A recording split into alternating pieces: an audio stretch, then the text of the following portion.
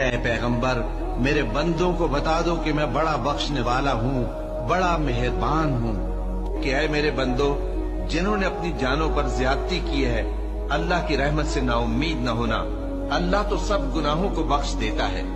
بے شک وہی تو ہے بڑا بخشنے والا بڑا مہربان۔ تمہارے رب نے اپنی ذات پاک پر رحمت کو لازم کر لیا ہے کہ جو کوئی تم میں سے نادانی سے کوئی بری حرکت کر بیٹھے پھر اس کے بعد توبہ کر لے اور نیکوکار ہو جائے